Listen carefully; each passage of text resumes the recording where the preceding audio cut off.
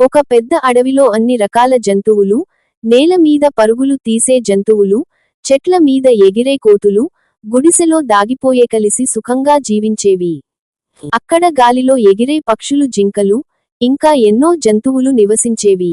ఆ అడవిలో చిట్టి అనే చిలక ఉండేది. చిట్టి బుద్ధిమంతి, చురుకైన పక్షి. ఆకుపచ్చ రంగులో మెరిసిపోతూ, ఎర్ర కమ్మలతో ఎప్పుడూ అలక లేని ముఖంతో ఉండేది. దానికొక మంచి అలవాటు, ఇతర జంతువులకు సహాయం చేయడం, అందరికీ మంచి మాటలు చెప్పడం. అదే అడవిలో మిన్ని అనే తాబేలు కూడా ఉండేది. మిన్ని చిన్నదే కాని, నెమ్మదిగా నడుస్తూ, శాంతంగా ఉండేది. ఆమెకు కొత్తవారితో కలవడమంటే భయం, ఎవరైనా చూస్తే వెంటనే తన బిల్లోకి పరుగెత్తేది.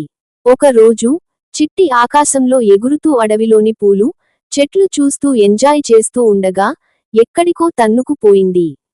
ఓ పెద్ద తేనెటీగల గూడు దగ్గర చిప్పగా తగిలింది. వెంటనే తేనెటీగలు దాన్ని కుట్టాయి. చిట్టి బలహీనంగా అడవిలో క్రిందకి పడిపోయింది.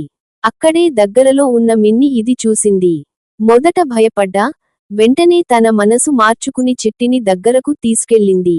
ఆ గడ్డిలో దాగిపోయి చిట్టిని చూసుకుంటూ, నీళ్లు తెచ్చి ఇచ్చింది.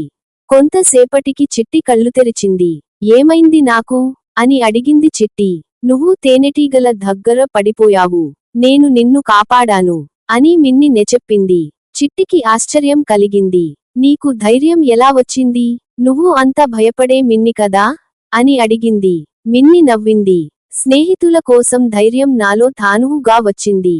అది వారి స్నేహం ఆరంభం. ఆ రోజు నుంచి చిట్టి, మిన్ని అనుబంధంగా మారిపోయారు. చిట్టి రోజూ మిన్నిని కలిసి, మిన్ని చిట్టిని భోజనానికి పిలిచేది. వారు కలిసి చెట్ల కింద కూర్చొని మాట్లాడుకునే వారు. ఒకరోజు అడవిలో పెద్ద గాలి వచ్చింది. వర్షం భారీగా కురిసింది. కొంతమంది జంతువులు గుహల్లోకి పారిపోయాయి. కానీ చిట్టి ఆ సమయంలో మిన్నిని వెతుకుతూ ఉండింది. ఆమె కనబడలేదు. చివరికి, ఓ చెట్టు కింద మిన్ని పడిపోవడం చూసింది. వర్షంలో నీటి ప్రవాహం మిన్నిని కొట్టుకెళ్తాంది. చిట్టి వెంటనే తన రెక్కలతో ఎగిరి, ఓ చిన్న కొయ్య తీసుకుని నీటిలో పడేసింది.